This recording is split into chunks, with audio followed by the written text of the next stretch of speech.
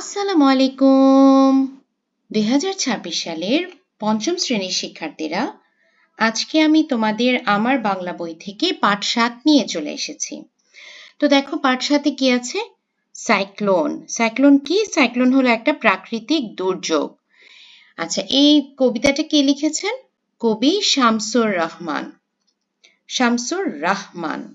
দেখো আকার আছে, হ্যাঁ, সাধারণত দেখা যায় যে আমরা রহমান লিখি, কিন্তু এই বানানটা একটু আলাদা, রাহমান। আচ্ছা, দেখো একটা সাইক্লোনের ছবি দেয়া আছে। বাড়িঘর, গাছপালা সবকিছু ভেসে যাচ্ছে, গবাদি পশু ভেসে যাচ্ছে। মোট কথা তীরের পাড়ে যা আছে সবকিছু কিন্তু মোটামুটি ধ্বংস হয়ে যাচ্ছে। তো চলো আমরা কবিতাটি দেখে নেই যে কবিতাটিতে কি বলেছে। চাল উড়ছে, ডাল উড়ছে, উড়ছে গরু, উড়ছে মোষ। মোষ মানে মহিষ। খই উড়ছে, বই উড়ছে, উড়ছে পাঁজি, বিশ্বকোষ। ময়লা চাদর, ফর্সা জামা, উড়ছে ক্ষেতের সর্ষে জব। লক্ষ্মী পেঁচা, পক্ষী ছানা, ঘুরছে যেন চরকি সব। মাছ উড়ছে, গাছ উড়ছে, ঘূর্ণি হাওয়া ঘুরছে জোর। খাল ফুলছে, পাল ছিঁড়ছে, রুখবে কারা পানির তোড়। হারান মাঝি, পরাণ শেখ, বাতাস ফুঁড়ে দিচ্ছে ডাক।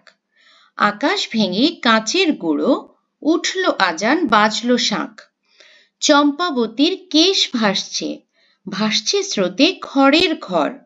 শেয়াল কুকুর কুঁকড়ো শালিক, ডুবলো সবই ডুবলো চর। আচ্ছা, এটা আসলে সম্পূর্ণরূপে একটা সাইক্লোনের চিত্র ফুটিয়ে তোলা হয়েছে, যে সাইক্লোনের সময় আসলে পরিস্থিতিটা কেমন হয় সেটাই বোঝানোর চেষ্টা করেছেন আমাদেরকে কবি শামসুর রাহমান।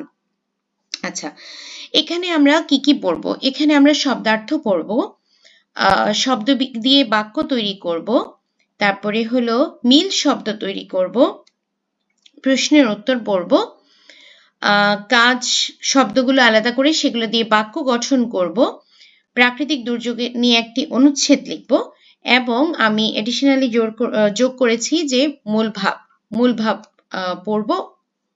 ওকে, তো চলো শব্দার্থগুলো পড়ি। কি আছে? কুঁকড়ো তার মানে মোরগ, কেশ, চুল। খড়ের ঘর, যে ঘরের চাল খড়ের তৈরি।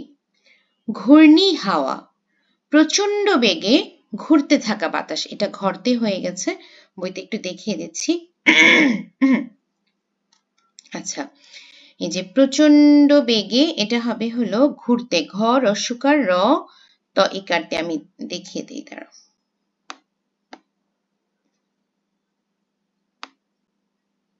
ওকে, চর, নদীর ভেতর থেকে জেগে ওঠা ভূমি। চরকি, বাতাসে ঘোরে এমন খেলনা। পক্ষী ছানা, পাখির বাচ্চা। মাঝি, পঞ্জিকা অথবা দিন তারিখ ইত্যাদির হিসাবের বই। পানির তোড়, পানির প্রবল বেগ। ফর্সা, সাদা। বিশ্বকোষ, জ্ঞানের তথ্য যে বইয়ে অভিধানের মতো সাজানো থাকে। জব, গম জাতীয় শস্য। শাক, শঙ্খ। সর্ষে, সরিষা। আচ্ছা, এখন বলেছে বাক্য দিয়ে শব্দ তৈরি করতে। বাক্যগুলো দিয়ে দিয়েছে, বাক্য তৈরি করতে বাক্যগুলো দিয়ে দিয়েছে, সেটা দিয়ে আমরা বাক্য তৈরি করব। কি বলছি? শব্দ দিয়েছে, বাক্য তৈরি করব। আচ্ছা, বিশ্বকোষ, বিশ্বকোষ থেকে আমরা নানা বিষয়ের তথ্য জানতে পারি। ঘূর্ণি হাওয়া, ঘূর্ণি হাওয়ায় গাছপালা ও ঘরবাড়ি ভেঙে যায়। আকাশ ভেঙে, ঝড়ের সময় মনে হয় যেন আকাশ ভেঙে পড়ছে। ধোয়া জামা, মা ধোয়া জামা রোদে শুকাতে দিয়েছেন। খড়ের ঘর, গ্রামে অনেক মানুষ খড়ের ঘরে বসবাস করে। আচ্ছা, এরপরে দেখো 2 নম্বরে কি দিয়েছে।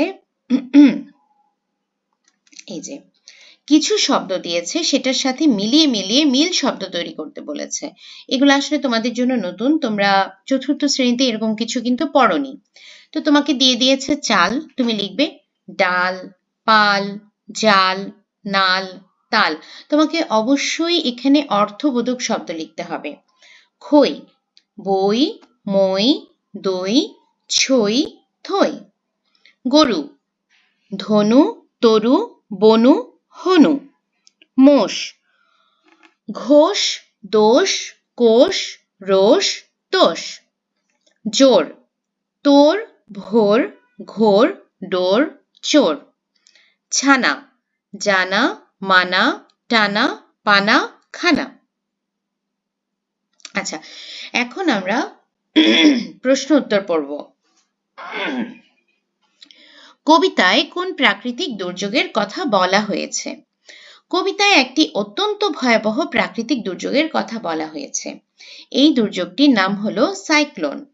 কবিতায় প্রবল বেগে ঘুরতে থাকা বাতাস, পানির প্রচণ্ড তোড়, গাছপালা ও ঘরবাড়ি ভেঙে যাওয়া এবং নানা জিনিসপত্র উড়ে যাওয়ার চিত্র তুলে ধরা হয়েছে। সাইক্লোন মানুষের জীবন ও সম্পদের ওপর ভয়ঙ্কর প্রভাব ফেলে। কবি এই দুর্যোগের কথা বলার মাধ্যমে প্রকৃতির ভয়াল রূপ আমাদের সামনে তুলে ধরেছেন। ঝড়ে কি কি উঠছে তার তালিকা তৈরি করি। ঝড়ের তীব্রতায় ঘরের জিনিসপত্র থেকে শুরু করে গাছ, পশু, এমনকি মানুষ ও প্রাণীও বিপদের মুখে পড়ে। কবিতায় ঝড়ের সময় অনেক জিনিস উড়ে যাওয়ার কথা বলা হয়েছে। সেগুলো হলো চাল, ডাল, গরু, মোষ, খই, বই, পাঁজি, বিশ্বকোষ, ময়লা চাদর, ফর্সা জামা, ক্ষেতের সর্ষে, যব, মাছ, গাছ। সাইক্লোন মানুষের জীবন ও সম্পদের ওপর ভয়ঙ্কর প্রভাব ফেলে। চম্পাবতীর কেশ জলে ভাসছে কেন? চম্পাবতীর কেশ জলে ভাসছে, কেশ মানে চুল, হ্যাঁ, জলে ভাসছে কারণ প্রচণ্ড ঘূর্ণিঝড় ও পানির প্রবল স্রোতে তার খড়ের ঘর ভেসে গেছে। ঝড়ের সময় নদী ও খালের পানি বেড়ে যায় এবং চারদিকে পানি ছড়িয়ে পড়ে। সেই পানির তোড়ে চম্পাবতী নিজেও পানিতে পড়ে যায়, ফলে তার চুল বা কেশ পানির স্রোতে ভাসতে থাকে। এটি ঘূর্ণিঝড়ের ভয়াবহতা ও মানুষের অসহায় অবস্থাকে খুব করুণভাবে প্রকাশ করেছে। আজান দেওয়া ও শাঁখ বাজানোর কথা কেন বলা হচ্ছে কেন? কবিতায় আজান দেওয়া ও শাঁখ বাজানোর কথা বলা হয়েছে কারণ ভয়াবহ ঝড়ের সময় মানুষ খুব আতঙ্কিত হয়ে পড়ে এবং সৃষ্টিকর্তার কাছে সাহায্য প্রার্থনা করে। মুসলমানরা আল্লাহর কাছে সাহায্য চাইতে আজান দেয় এবং হিন্দুরা ঈশ্বরের কাছে প্রার্থনা করতে শাঁখ বাজায়। এতে বোঝানো হয়েছে যে বিপদের সময় ধর্ম বর্ণ নির্বিশেষে সবাই সৃষ্টিকর্তাকে স্মরণ করে। কবি এর মাধ্যমে মানুষের ভয়, অসহায়ত্ব এবং সৃষ্টিকর্তার প্রতি গভীর বিশ্বাসের অনুভূতি প্রকাশ করেছেন। আচ্ছা, আমাদের প্রশ্ন উত্তর পড়া হয়ে গেছে। এখন কি আছে? সবাই মিলে হাতে তালি দিয়ে একসাথে কবিতাটি পড়ি। এটা তোমরা ক্লাসে অবশ্যই করবে। এরপরে 5 নম্বরে আছে কবিতার কাজ শব্দগুলো আলাদা করি এবং সেগুলো দিয়ে বাক্য লিখি। প্রথমটা দিয়ে দিয়েছে, যেমন ওড়া। ঝড়ে ঘরের চাল ওড়া শুরু করে। উড়ছে, ঝড়ে বইখাতা উড়ছে। ভাসছে, পানির স্রোতে খড়ের ঘর ভাসছে। ডুবলো, ঝড়ে অনেক চর ডুবলো। ঘুরছে, ঝড়ে চারদিকে ঘূর্ণি হাওয়া ঘুরছে। ছিঁড়ছে, ঝড়ে নৌকার পাল ছিঁড়ছে। ফুঁড়ে দিচ্ছে, বাতাস ফুঁড়ে মানুষ ডাক দিচ্ছে। উঠলো, ঝড়ে আকাশে ধুলা উঠলো। বাজলো, ঝড়ের সময় শাঁখ বাজলো। কুকড়ো হচ্ছে, ভয়ে মানুষ কুকড়ো হচ্ছে। ভেঙে গেল, ঝড়ে অনেক ঘর ভেঙে গেল। ডাক দিচ্ছে, ঝড়ে মাঝি সাহায্যের জন্য ডাক দিচ্ছে। আচ্ছা, এরপর একটা প্রশ্ন দিয়েছে যে নিজের দেখা বা শোনা একটি দুর্যোগের বিষয়ে অনুচ্ছেদ লিখি। আচ্ছা, এটা আমি এভাবে লিখেছি যে আমি একবার টেলিভিশনে একটি ভয়াবহ ঘূর্ণিঝড়ের খবর দেখেছি। সেই সময় আকাশ খুব অন্ধকার হয়ে গিয়েছিল এবং চারদিকে প্রবল বাতাস বইছিল। ঝড়ের তীব্রতায় বড় বড় গাছ উপড়ে পড়ছিল এবং অনেক ঘরবাড়ি ভেঙে যাচ্ছিল। নদী ও খালের পানি বেড়ে আশপাশের বহু গ্রাম পানিতে তলিয়ে গিয়েছিল। মানুষ খুব ভয় পেয়ে নিরাপদ আশ্রয় কেন্দ্রে চলে গিয়েছিল।